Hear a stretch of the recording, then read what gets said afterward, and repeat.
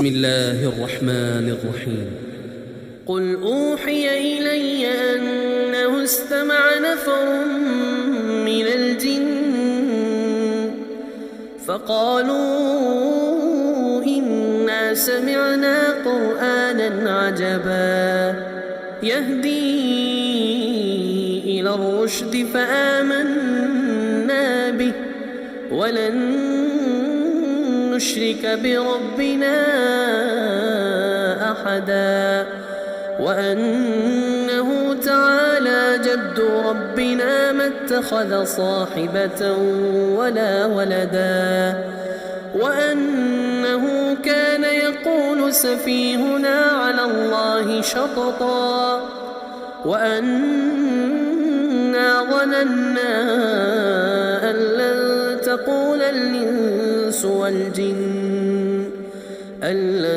تقول الإنس والجن على الله كذبا وأنه كان رجال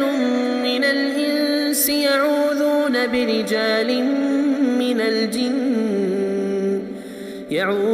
برجال من الجن فزادوهم رهقا وأنهم ظنوا كما ظننتم أن لن يبعث الله أحدا وأنا لمسنا السماء فوجدناها ملئت حرسا شديدا وشهبا وأنا كنا نقعد منها مقاعد للسمع فمن يستمع الآن يجد له شهابا رصدا وأنا لا ندري أشر أريد بمن في الأرض أم أراد بهم ربهم رشدا وأنا منا الصالحون ومنا دون ذلك كنا طرائق قددا وأنا ظننا أن لن نعجز الله في الأرض ولن نعجزه هربا وأنا لما سمعنا الهدى آمنا به فمن يؤمن بربه فلا يخاف بخسا ولا رهقا وأنا منا المسلمون ومنا القاسطون فمن أسلم فأولئك تحروا رشدا وأما القاسطون فكانوا لجهنم حطبا وأن لو استقاموا على الطريقة لأسقيناهم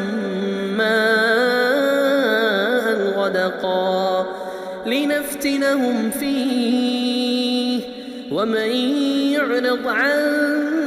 ذكر ربه يسلكه عذابا صعدا وأن المساجد لله فلا تدعوا مع الله أحدا وأنه لما قام عبد الله يدعوه كادوا يكونون عليه لبدا قل إنما أدعو ربي ولا أشرك به أحدا قل إني لا أملك لكم ضرا ولا رشدا قل إني لن يجيرني من الله أحد ولن أجد من دونه ملتحدا إلا بلاغا من الله ورسالاته ومن يعص الله ورسوله فإن له نار جهنم خالدين فيها أبدا حتى إذا رأوا ما يوعدون فسيعلمون من أضعف ناصرا من أضعف ناصرا وأقل عددا قل إن أدري أقريب ما توعدون أم يجعل له ربي أمدا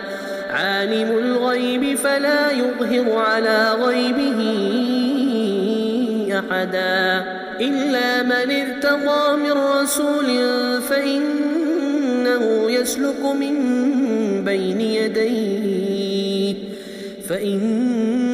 يسلك من بين يديه ومن خلفه رصدا